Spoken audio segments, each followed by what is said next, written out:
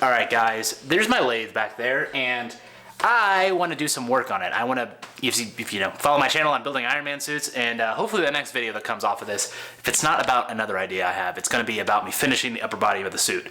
But in order to do that, I have a bunch of lathe work I want to do, and I've been really wanting to put some love into my machine, and I want to take the twist out of the ways. But before I do that, I really want to gusset it because I don't know if you can see this, but it wobbles. It's really solid. The stand is really solid, but it's got just a little bit of play in it. So I'm going to go through and I'm going to add a whole bunch of this nice cold rolled to it. This is an 1/8 by 3/4, and I got 2 full sticks of it that are each 12 feet long, and that's going to be enough to go and gusset this entire thing up. So the first thing I got to do is I got to clear out all this stuff, move it out, and I'm going to try to do this really quickly because I don't want to spend a whole lot of time on that, and I have a tendency to drag things out. So I'm gonna try to do this quick. Hopefully this will be like literally 1 day. Maybe 2. We'll see what happens.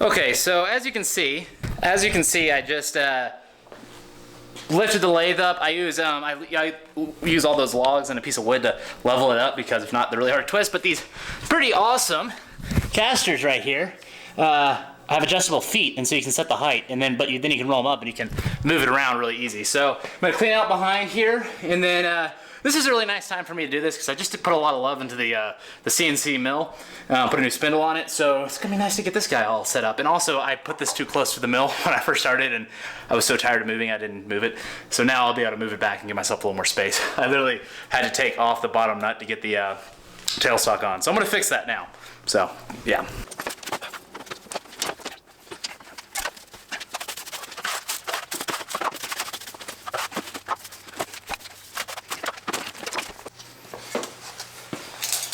Alright, and I'm thinking, just because I feel like it, I need to cut these zip ties, but I think we're going to start in the back and just work our way around to the front. And I think that looks like it's going to be perfect with 5 feet, which makes it nice and easy. So let's cut up some 5-foot pieces and get them on the back, and then we'll work to the sides, and then we'll do the front last. Okay, so the first person to tell me about gussets was my friend Tim, who's been building shit forever as a hobby. And then, of course, the knowledge was improved upon by Adam Savage. And he has gusseted some of his tables and stuff before to reinforce them, just generally make them better. And then I recently did this big, well, not big, but I made a table for a stand-up desk for my girlfriend for Christmas, which she doesn't use very often, I will say. But right, she doesn't have it installed yet. That's actually part of the problem. But anyway, that's neither here nor there. The table, 1, 2, 3, 4. Is that 4? Yeah, that's 4, right? 1, 2, 3. That's sort of strangely marked tape measure. Anyway, the table just had vertical lines. It didn't have any gussets. And gusset is just like if you have two lines, they can twist and warp. So you want to put a line in between them, a cross in between them. And I mean, you'll see when I'm done. But it was really wobbly when I first made it, and now well, I added gussets all over it, and it became like super stiff. I increased the mass a little bit, but it got way stiffer, like way stiffer. And there's a little bit of play in my thing, so we're gonna do it. They're pretty awesome gussets. Make a lot of sense.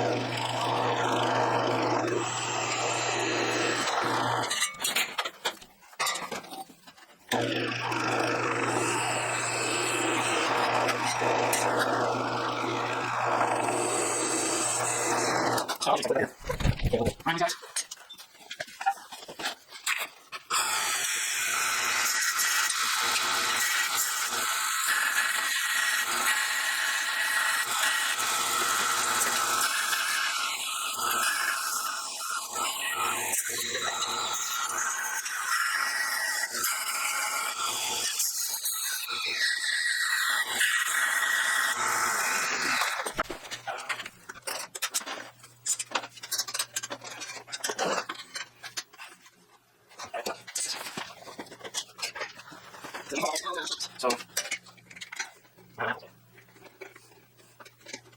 there, here.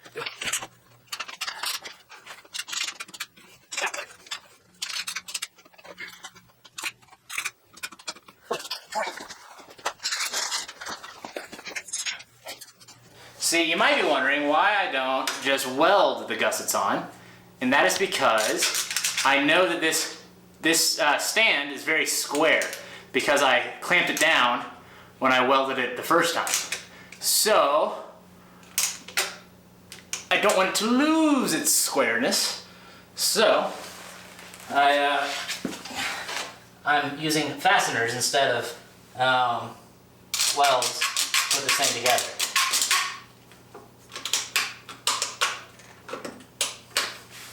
Yeah, just like that. Okay. That should work. Marker here.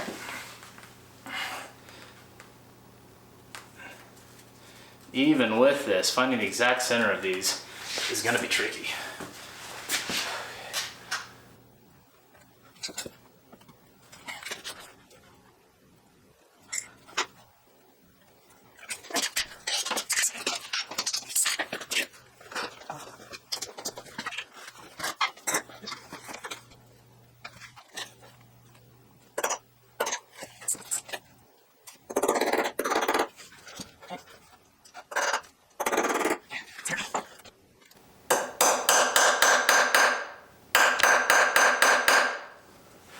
It's a broken tap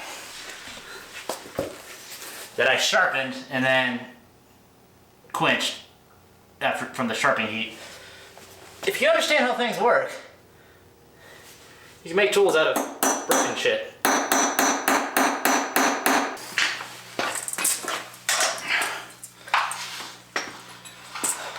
Okay, my camera died, so I'm not sure how much you saw. You might have saw of it, you might have saw like not very much of it. But I have these holes drilled, and then I'm gonna come through here, bring them to final size, and then I'm gonna thread tap them, and we'll get the back ones on.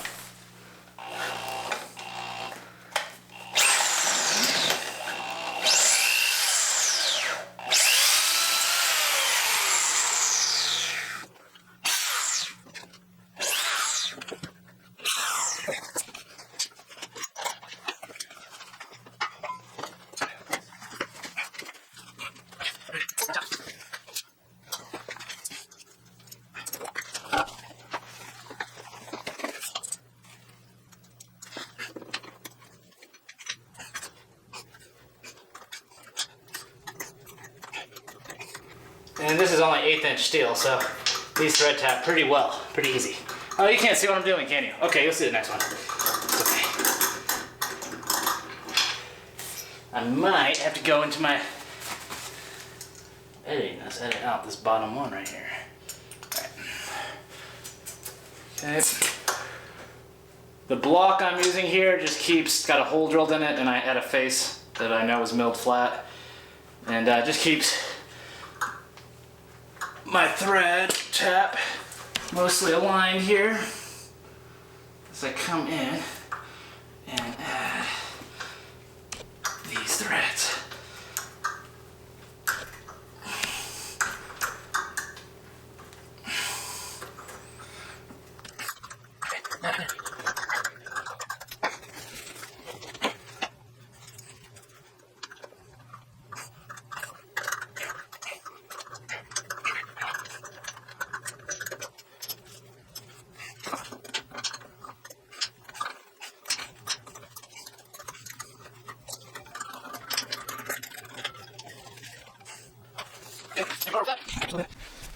My camera keeps dying, guys, I'm sorry, but I think we're getting it here. Let's see. Grab.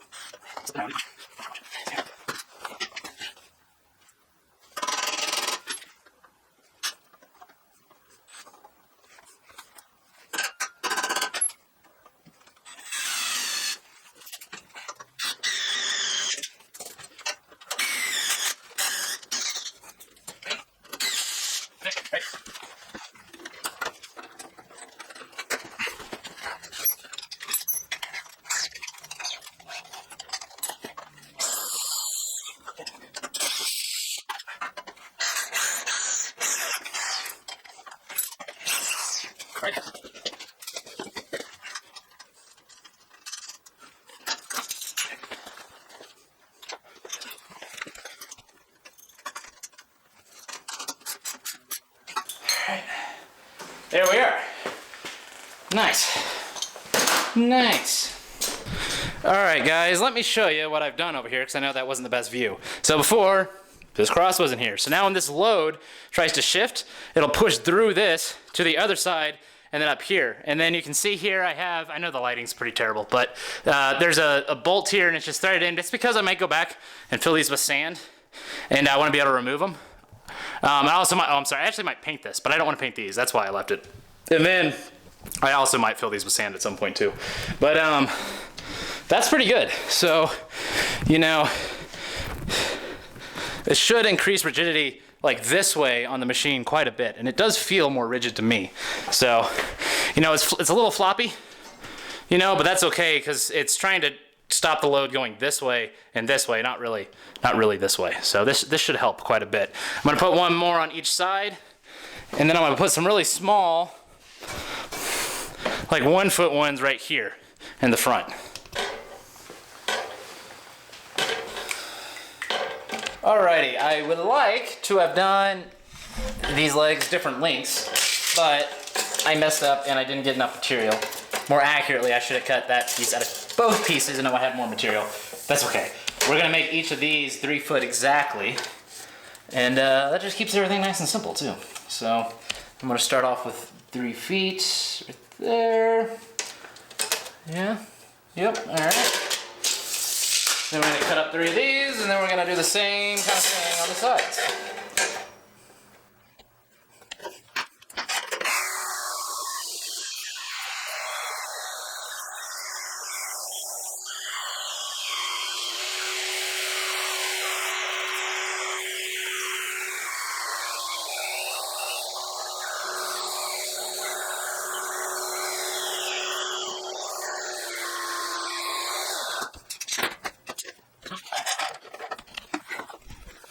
Same thing as last time.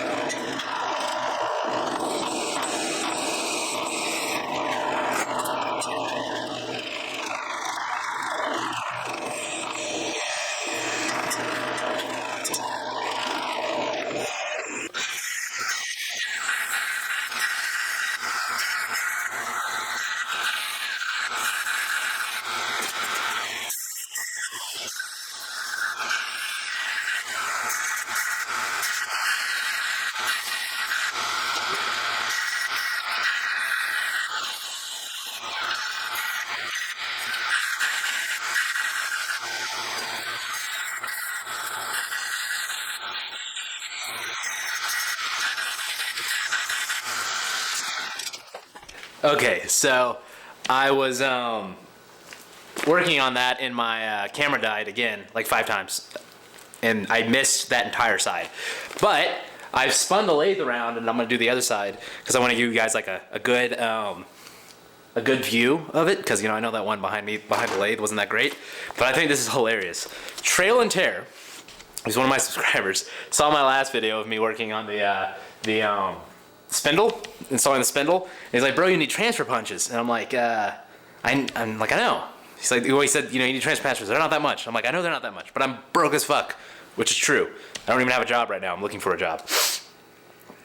I'm like, as poor as they come. And he's like, I'll buy you some. I'm like, bluff called. And here they are. Which I think is hilarious. Also, perfect fucking timing in the middle of this. They arrived. And like this is perfect.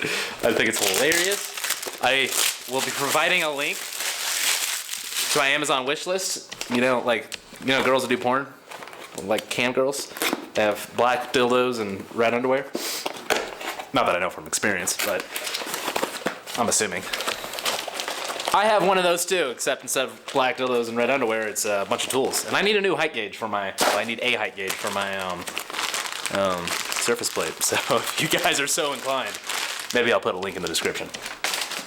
Look at these, that's awesome. Okay, now I've read the description. I know these aren't the sharpest things in the world, and I know they tend to lose their point, so you gotta be delicate with them because they're cheap-ish. There's a $60 set, but I don't think he wanted to buy that many or that nice of a set. But what they are, the way they work, is they're a series of increasing diameters, or decreasing, I guess if you're going the other way. And you put them in the hole that matches it most closely, and you whack it from the other side. You make a small mark, and then I'll probably go back with a bigger punch, a better punch, and make a bigger hole. But these guys will transfer exactly the hole that I drilled to the to whatever I'm whacking, but in this case, the lathe stand. So we're gonna put these to use on the other side. This could not have been better timing. They just arrived.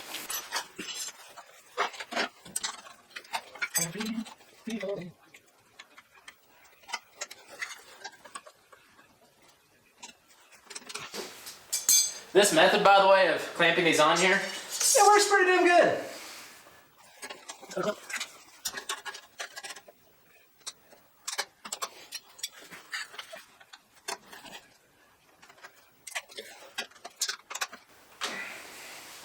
Alrighty. Oh, I should check the whole side.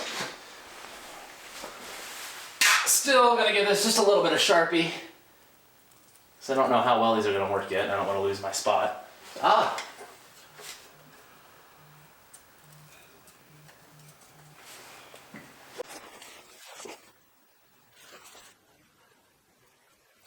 Alright, got those on there. And let's see. Oh, I can use the back to figure out the whole side. A little smaller. Oh, I wonder if I have it in here. 13/16. Is that in here? 1/4, 1364. I think that was the size, right? Oh, that's way too small. No, that's right. So the numbers are marked wrong. But, you know, they're cheap ones. It's okay. It's alright. Let's see what we got here. Quite. There we go. See, that is a perfect fit right there. That's kind of awesome.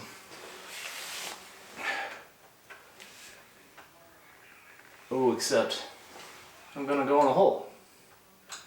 Guess I'm gonna have to eyeball it just a little bit, but that's alright.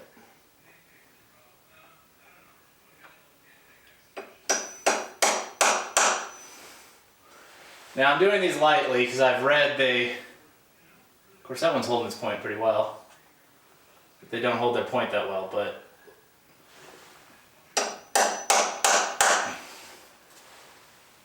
well, it looks pretty good though, so.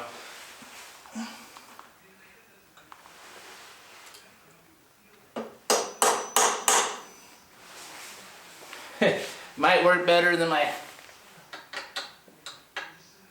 thread tap one.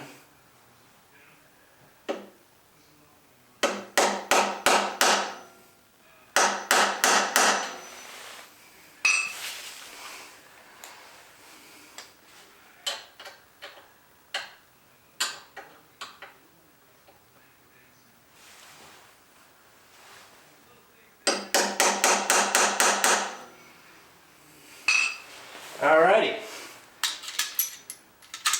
First use of a new tool. Whenever I do that with my hand, I'm checking to make sure the camera's still on. Pop these guys off.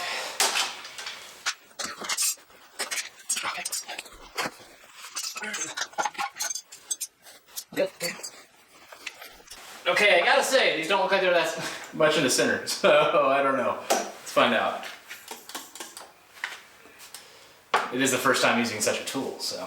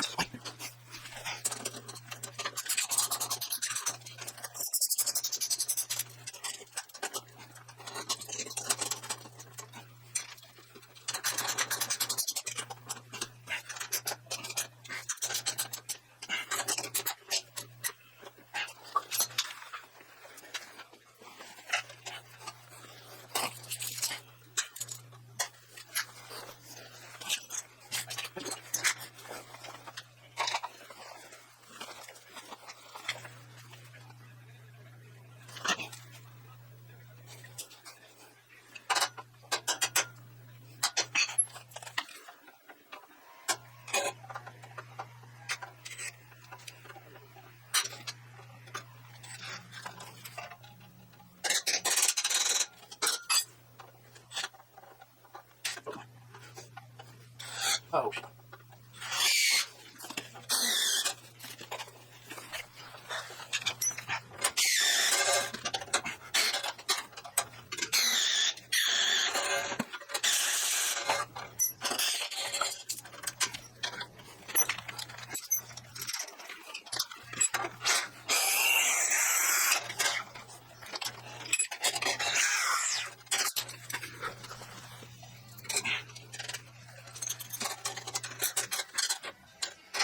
Solid. I think we made it.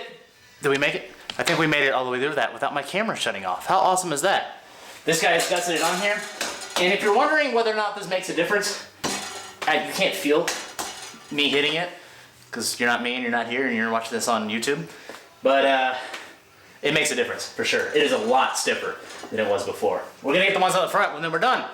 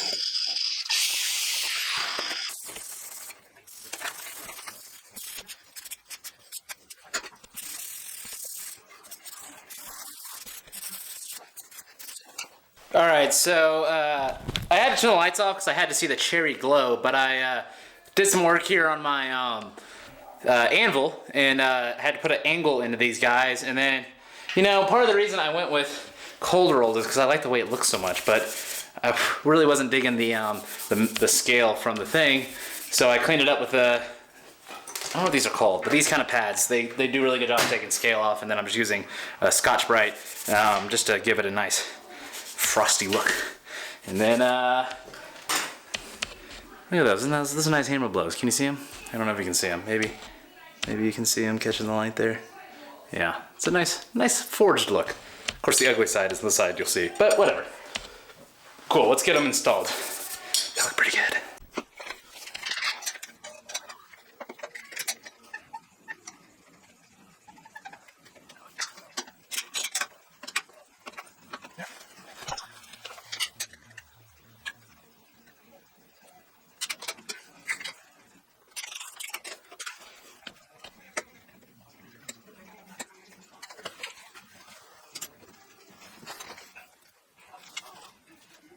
Still gonna use the transfer punch, just getting a little bit of Sharpie mark in there as well.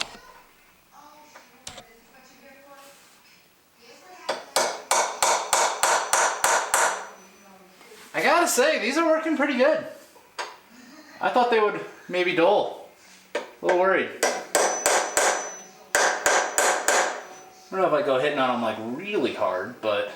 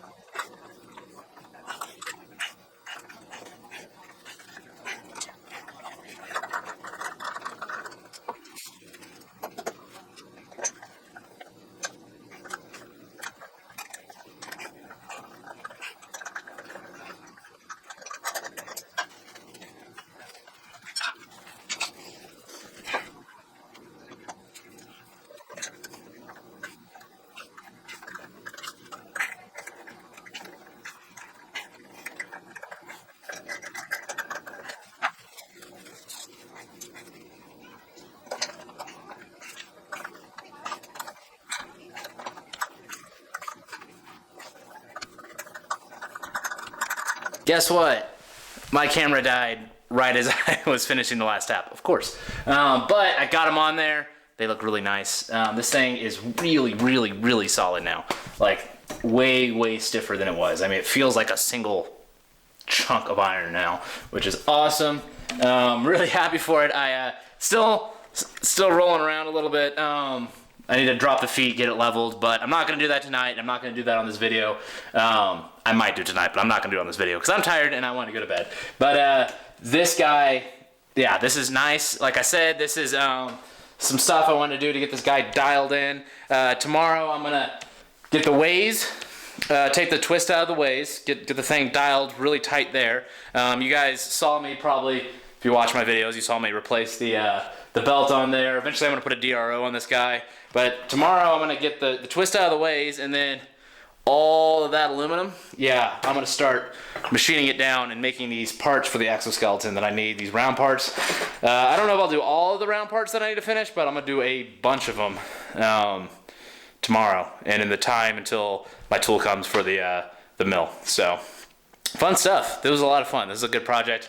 Got it done in a day, which I'm really happy about because I thought it might take longer. So, I'm glad I'm done with it. All right, bye guys.